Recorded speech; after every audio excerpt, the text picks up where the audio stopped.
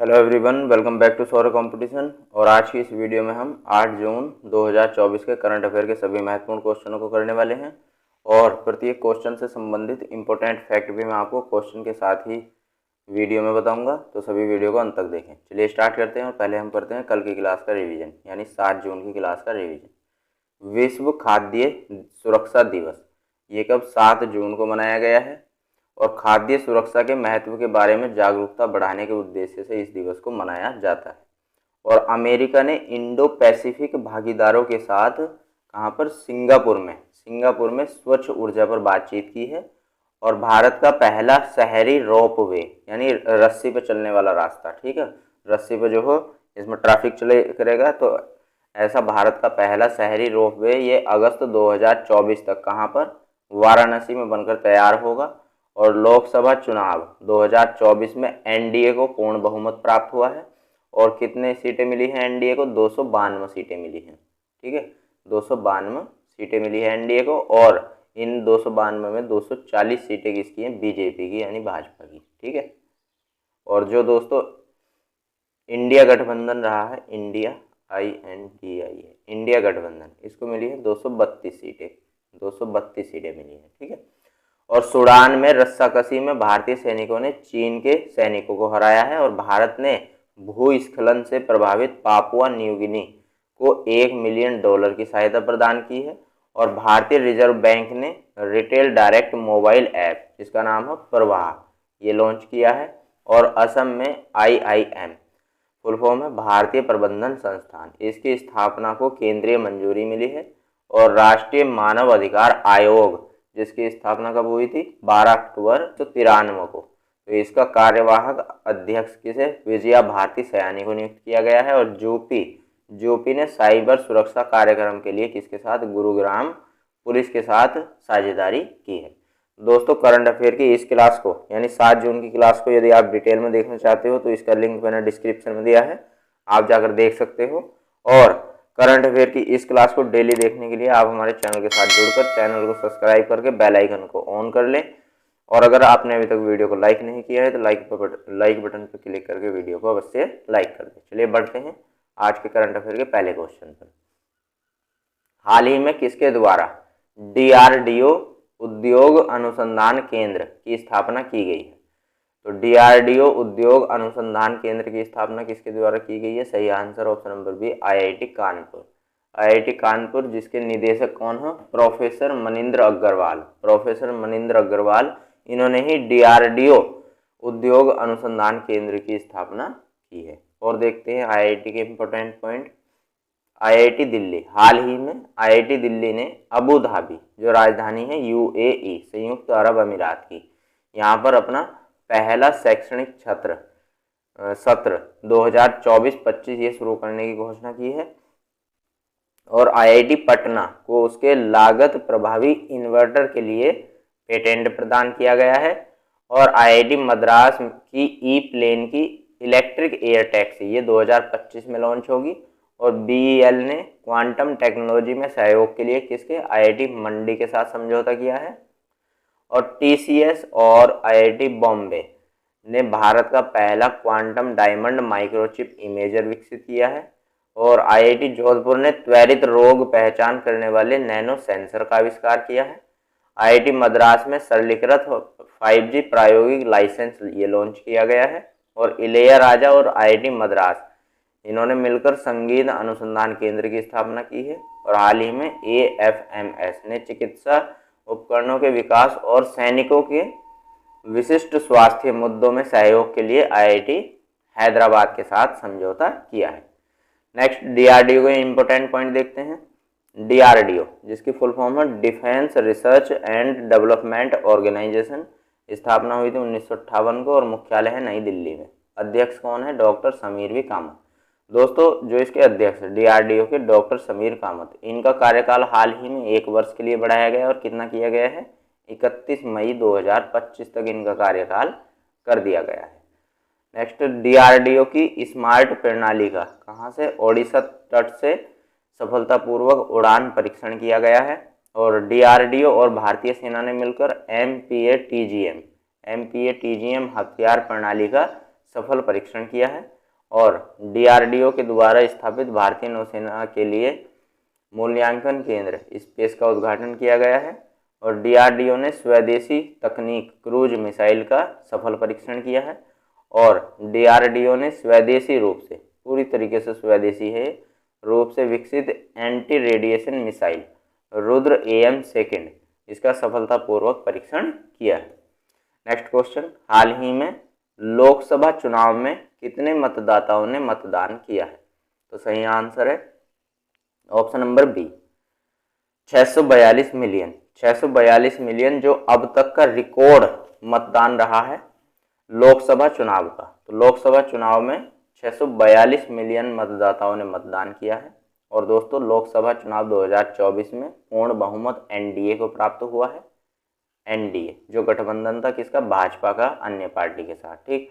तो इसमें NDA को कितनी 252 सीटें मिली हैं, जिसमें 240 सीटें थी भाजपा की, 240 सीटें थी बीजेपी की और जो NDA का अपोजिशन वाला पार्टी थी उसका गठबंधन था इंडिया, ठीक है, जैसे कांग्रेस वगैरह सपा वगैरह हो गई, ठीक है।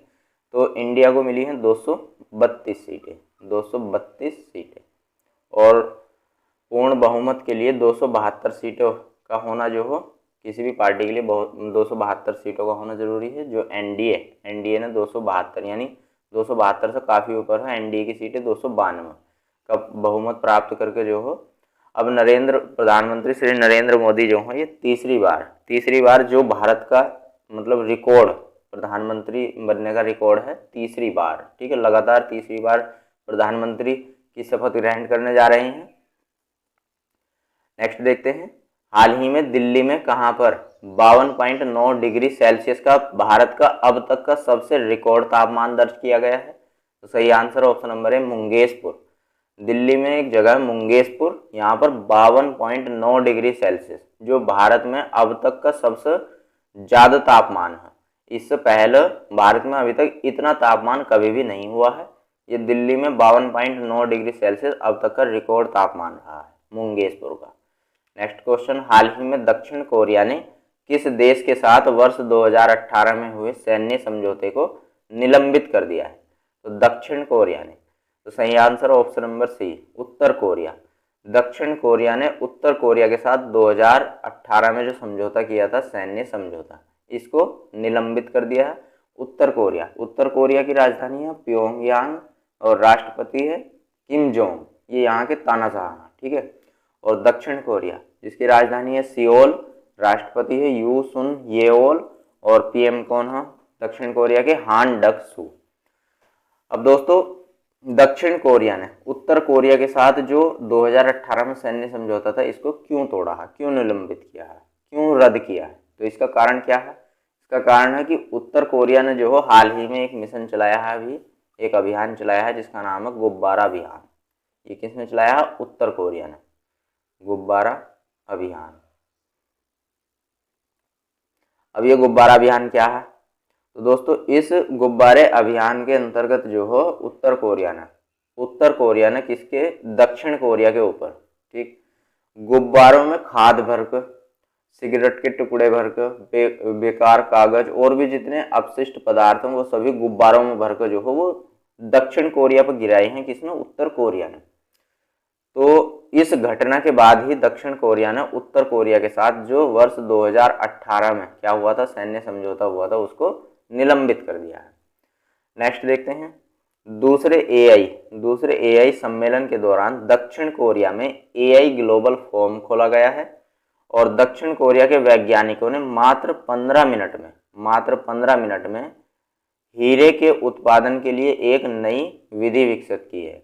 नई विधि का मतलब 15 मिनट में हीरे का उत्पादन किया जा सकता है, ऐसी प्रोसेस जो हो दक्षिण कोरिया के वैज्ञानिकों ने बनाई है।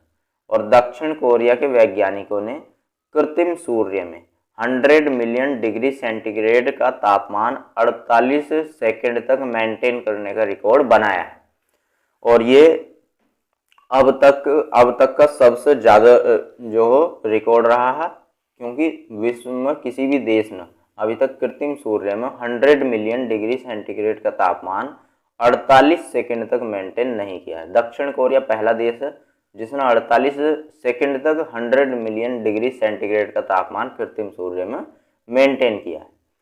नेक्स्ट, दक्षिण कोरिया ने अपनी पहली अंतरिक्ष एजेंसी जिसका नाम रखा गया है कासा, ये स्थापित की है।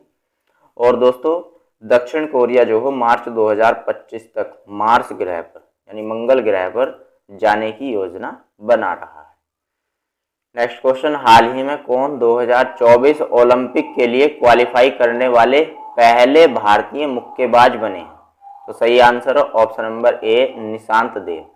निशांत देव 2024 ओलंपिक जो कहाँ पर होगा? पेरिस।